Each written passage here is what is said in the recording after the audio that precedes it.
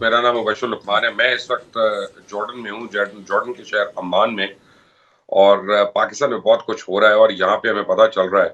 اور اب تو ایسی خبریں آ رہی ہیں کہ جو یہاں پہ مختلف ممالک کے لوگ آئے ہوئے ہیں اس ٹورنامنٹ میں جس میں ہوں, اور کچھ 16-17 ممالک کے لوگ ہیں, وہ سب بھی مجھ سے کل سوالات پوچھ رہے تھے. کل ہم ڈیڈ سی پہ گئے ہوئے تھے, تو ڈیڈ سی کے اوپر آپ کو پتہ ہے ایک قدرت کا معجزہ ہے وہ, کہ اس سمندر میں کوئی چیز ڈوبتی نہیں ہے. لوگوں نے اپنے آپ کو گرا کے دیکھا سمندر میں اور وہ تیرتے رہے اس پہ.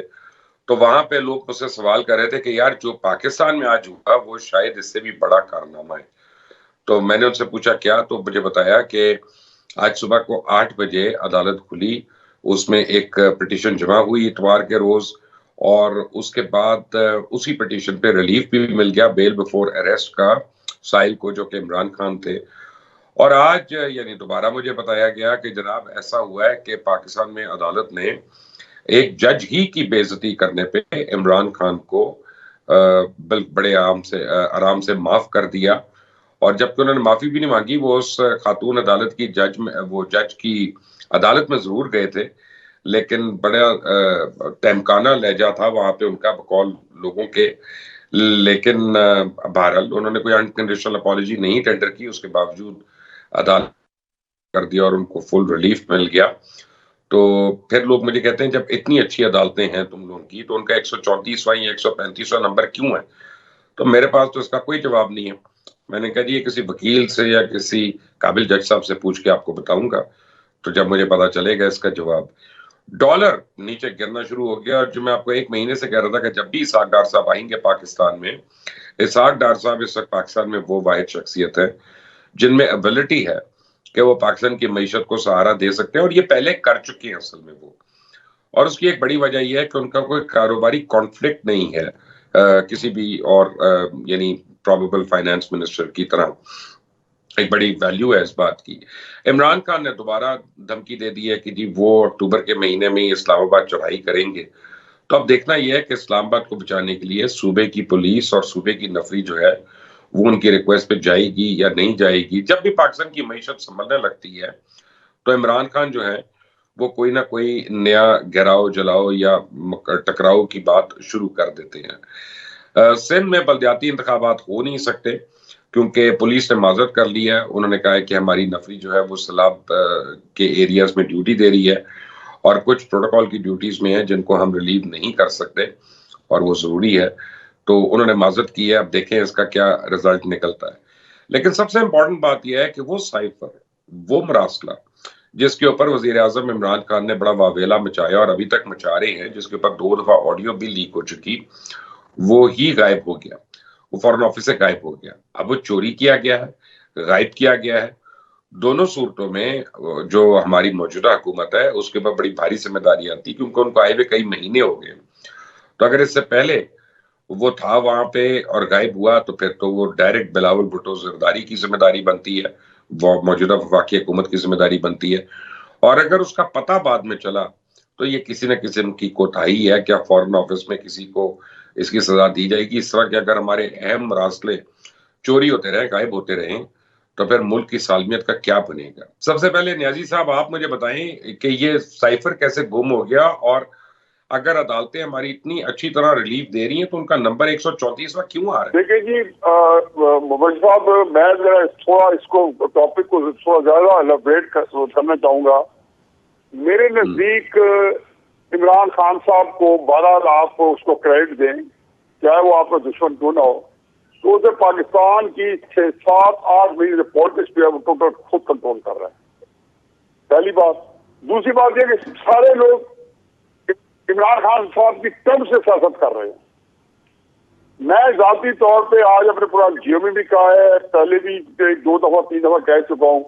میں نے کہا جی یہ جو اس نے توہین عدالت کی ہے اور جو اس نے سائفر کا جو قصہ چلایا تو خیر کسی اور کام کے لیے تھا, لیکن اس کو گم کرنا اور پھر جو سارا کچھ آیا ہے, اس نے اپنے اصل جس ایشو پہ اس نے جان چھڑا لی ہے. عمران خان صاحب پچھلے 1.5 مہینے سے جو میں اس کی باڈی لینگویج دیکھ رہا تھا, جو کچھ میں نے اس کے سامنے جو اس کی تقاریر تھی, اس میں ان کے ذہن پہ ان کے ذہن پہ اس کے کیسز سوار تھے.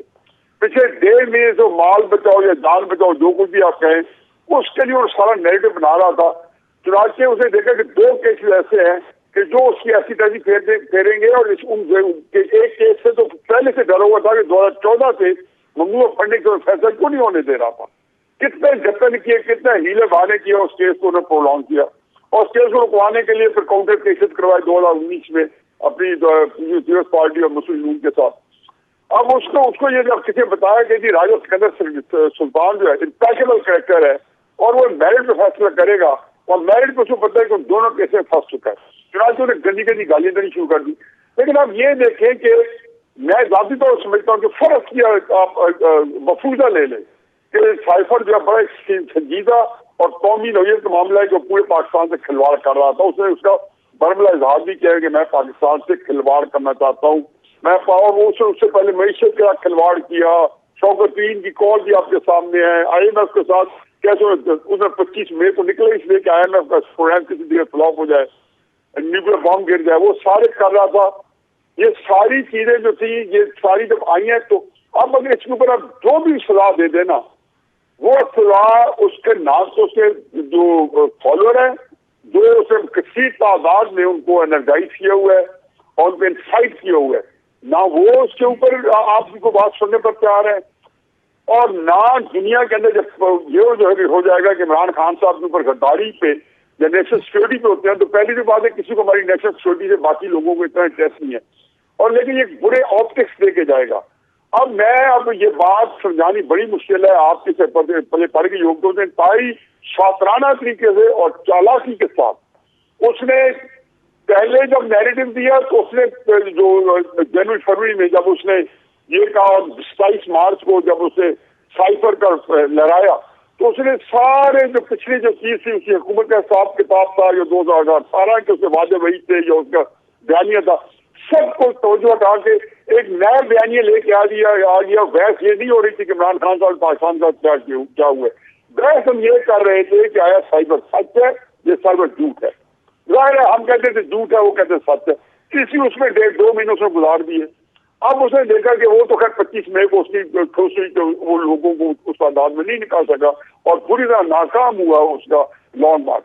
اب لانگ مارچ تو بنی اب بھی کرتے ہی نہیں کرتا, اور میں خیال ہے کہ کبھی بھی نہیں کرے گا. اس کے بعد اتنی عقل ہے کہ اسے پتا ہے کہ یہ پھر ناکام نہ ہو جائے. لیکن جو چیز اس نے جو سامنے وہ لے کے آ رہا ہے اور وہ لے کے آ رہا ہے جی کہ کسی طریقے سے جو اسے کیسے 1.5 مہینے سے جو آئے ہیں اور حضرت توشہ کھانا, اور اس کے بعد جو کیس ہے اس کا ممنوع فنڈنگ کا. اب اس کے اوپر اپوزیشن کو چاہیے تو اس پہ توجہ دے.